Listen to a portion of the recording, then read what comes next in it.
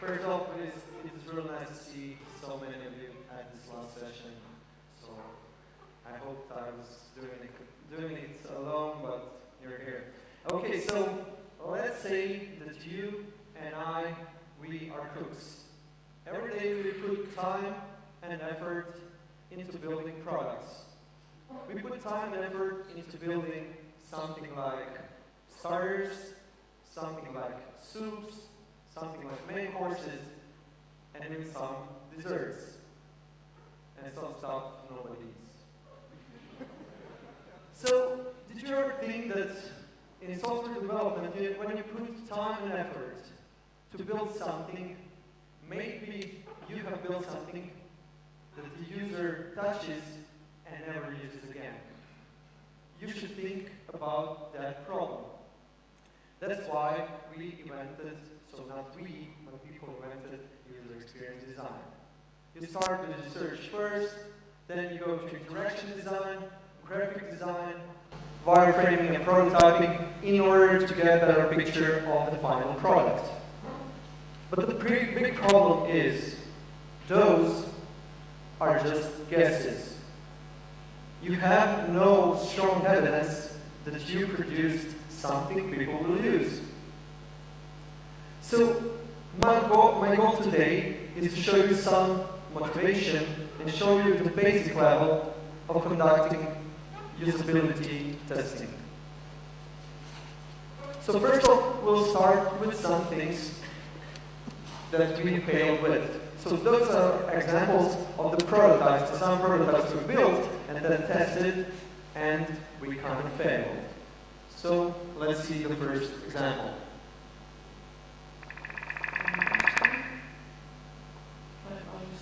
Nie masz jasno konceptowe tu. Zresztą to kreslę. Łąkony Peru. So to translate, the participant doesn't even understand the concept of the app, and this is kind of the main screen of the app. And we kind of figure out later that the problem was in the prototype. We showed her entire screen filled with data when she was on onboarding part, but nevertheless, this was the problem. So second example, here you have schedule of radio shows. The primary reaction is listen now, and the user has to go to this first show details. How would you do the actual show details page?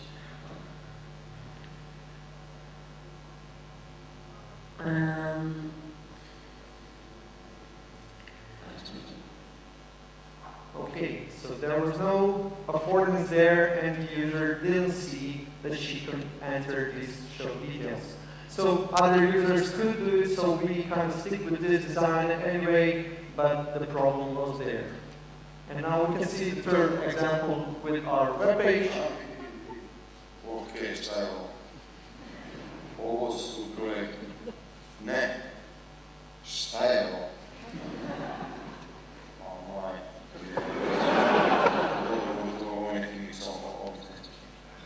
So this is actually the best guy you could hire for participating in usability testing. And now I would like everyone who works on some projects to raise their hands if you ever saw your users using your product for the first time. So please. Okay, that's quite many of you. It's really nice. And now we're going to the main part. So I'll show you some basic and essential ingredients of usability testing. After that, I will help you set up the kitchen, which is actually non-essential to cooking. And the third part, going through the usability testing session. So let's go to 5 ingredients. First ingredient is testing goal. You have to know why you're testing. So first part of the goal is understanding the conceptual model. So if the user understands the conceptual model, and now you're wondering what the conceptual model is. So if you, for example, have credit card and debit card, you understand that when you use debit card, you pay immediately. When you use credit card, you pay afterwards.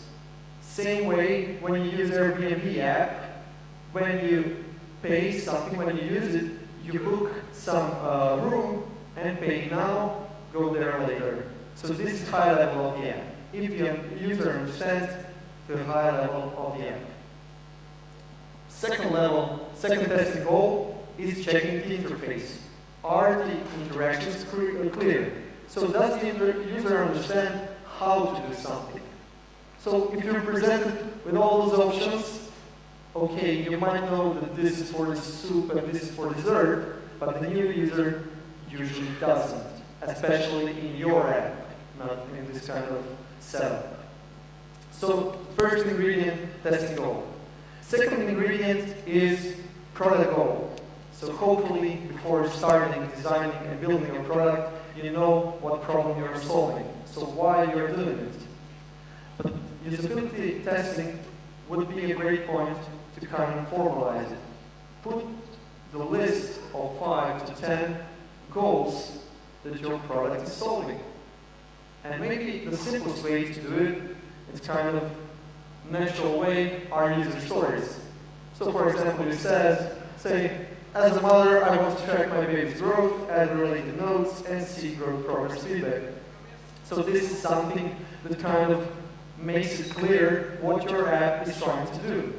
And you kind of change the design according to this goal. So this was second ingredient.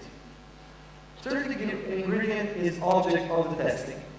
So it's okay if you have finished product and then test it. It's better than nothing.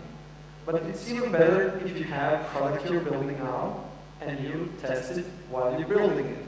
Why? Because it is cheaper to change it while you're building it.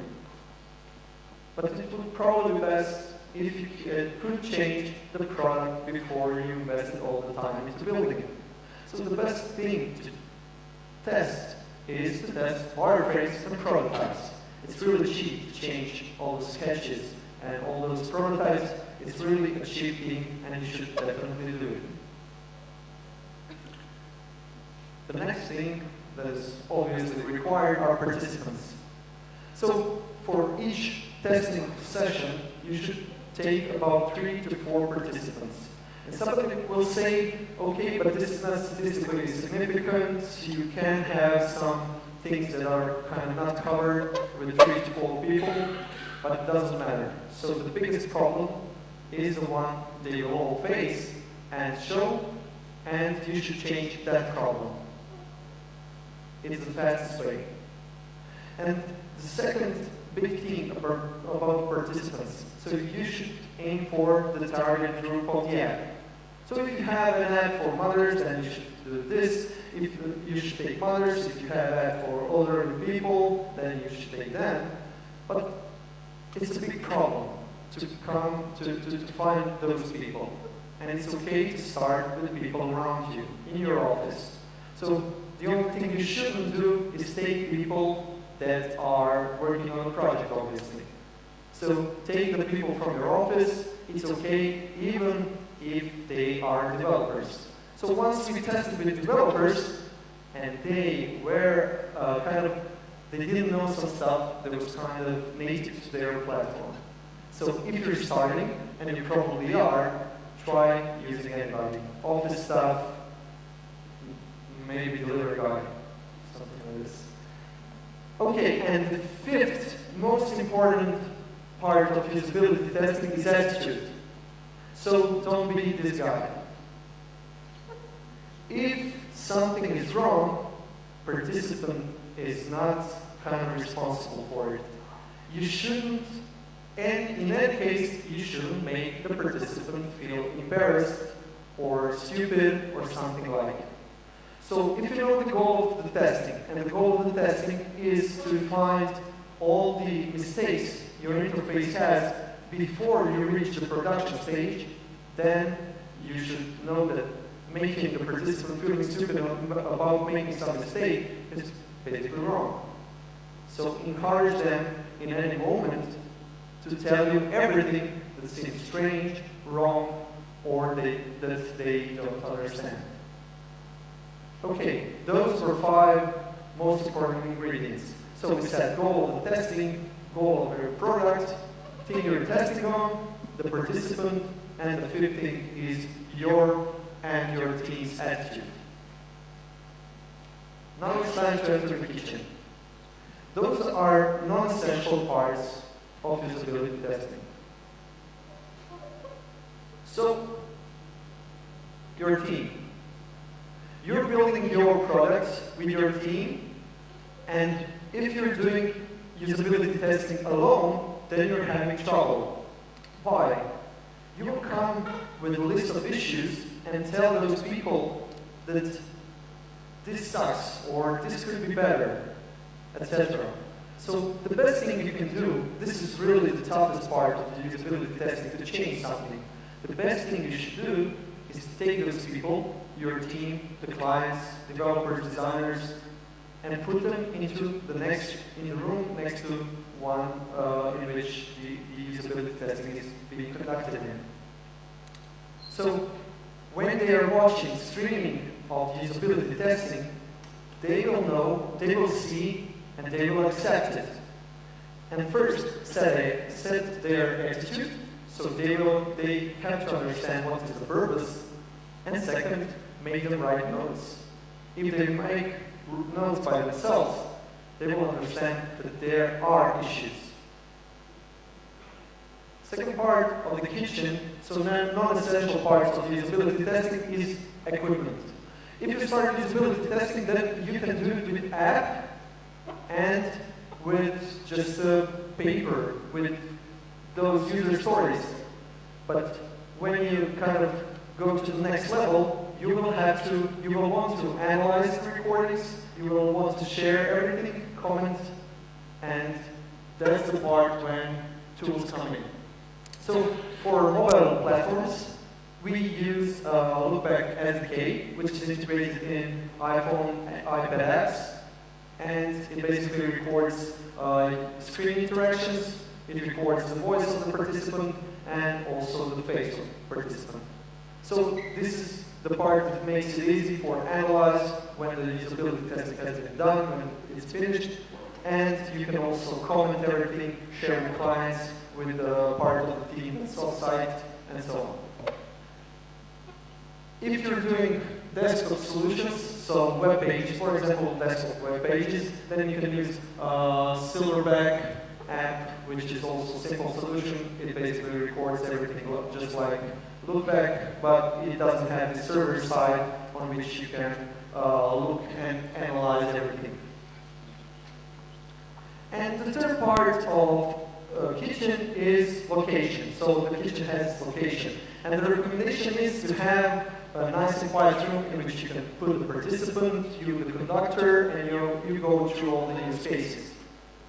But it often happens that your apps are used in different contexts. For example, on a train, on a beach, when there are annoying kids around, and stuff like that. So it's okay if you do usability testing on another location.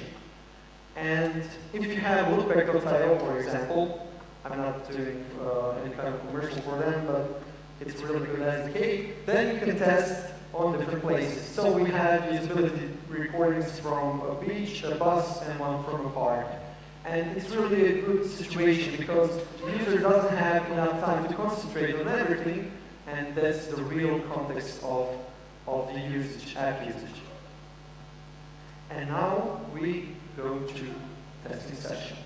So we have all the equipment, and now we can go through the testing. We bring the first participant in.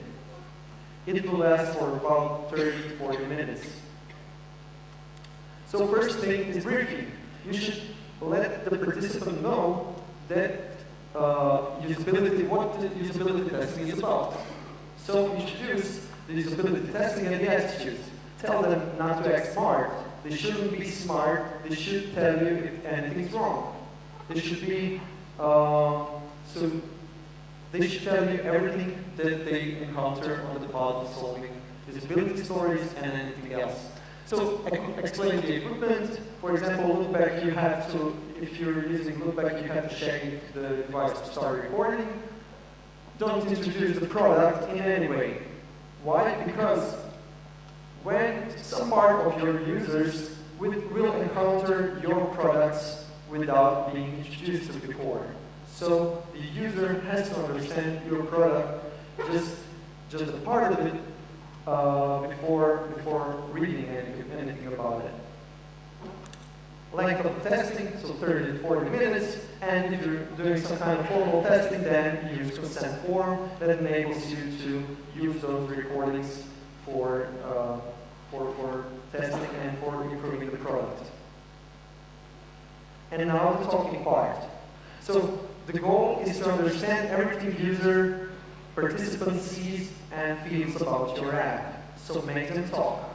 Let them warm up with some questions, so they're comfortable talking, and afterwards explain them how the talking goes. Okay, I see, for example, let's go to this example. Okay, there's some kind of heading. This looks like a menu. No, it's not menu. Okay, this is some kind of text. It looks like I can swipe here, and this is a button, new features, for example.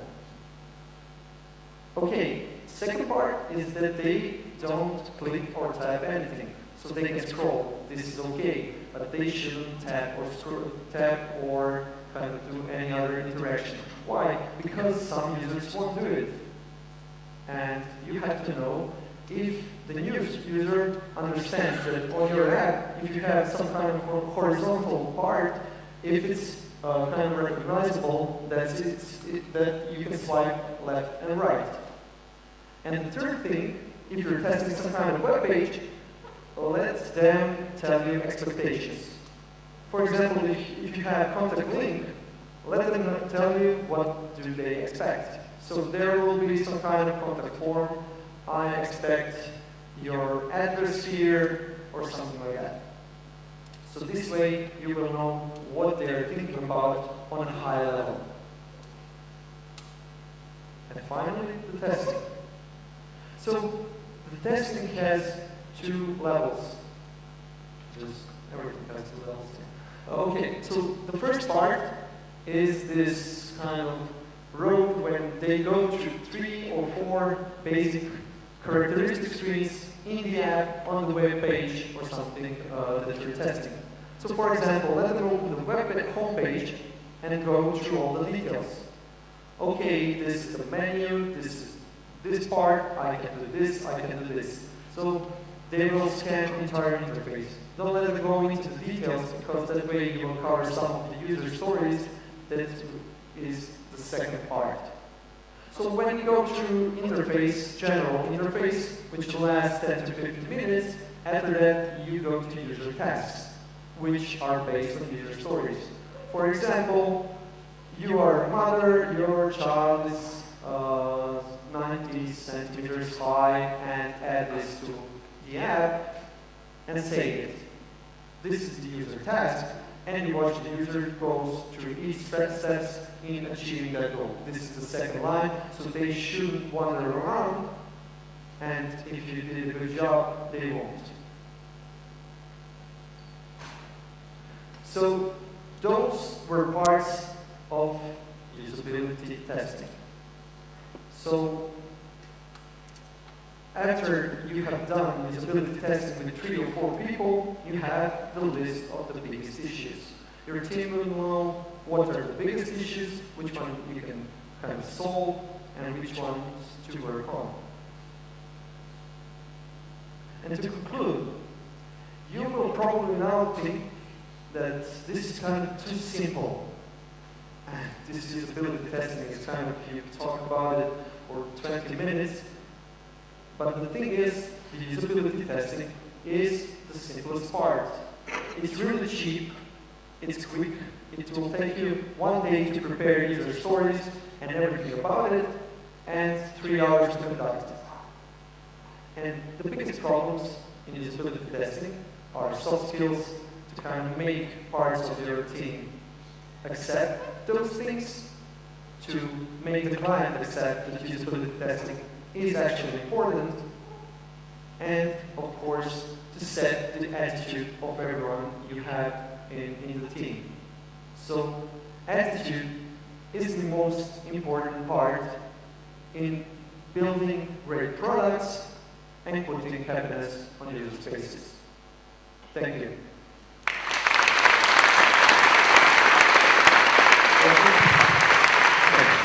you, Luka. Before we start with the Q&A, I would just like to remind you that after this presentation, we have a closing presentation where we will give out some prizes and talk about statistics about this conference. So stick around and see what happens. So, questions? Yeah. Hi, thank you for your talk. I want you to elaborate, if you could elaborate on how do you gather your participants, especially the location of different, like apart, just approach them and I asked him to do testing or. Okay, so the question was regarding the gathering participants. So this is something that we've done through our clients, actually. So we have clients, for example, Ministry of Sound in London, that gathered all their, or they target group, and then they had testing there. This was actually a remote testing session, so this is something even more complicated that we can go into during this talk. And we usually do it through our customers. So when we started, we did it with people around us, but doing bigger usability testings with bigger clients, we usually pass to them to find their target audience, since they have the contact with their target audience.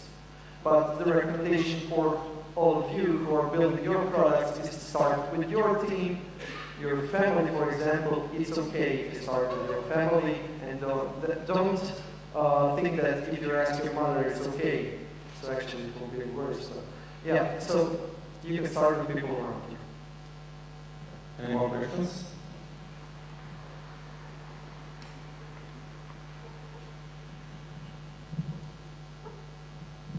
Hi. How to deal with participant subjectiveness? Okay, so the question is about the subjectiveness of the participant and how it affects the user testing, right?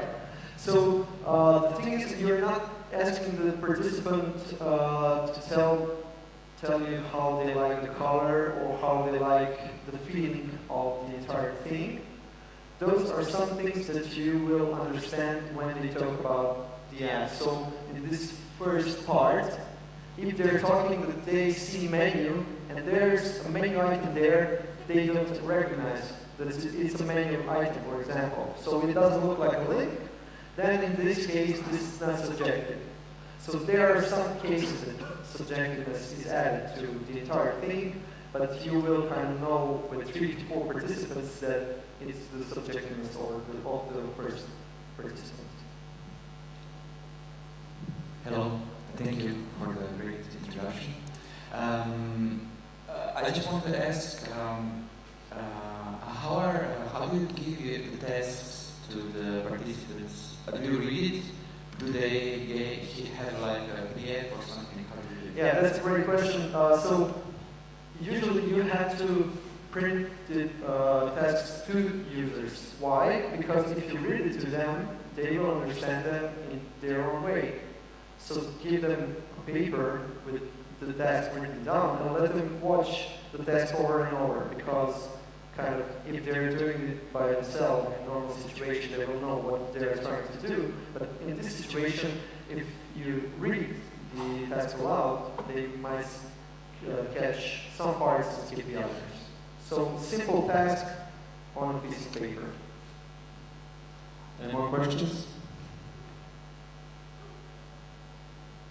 Okay, thank you, Luka. Thank you.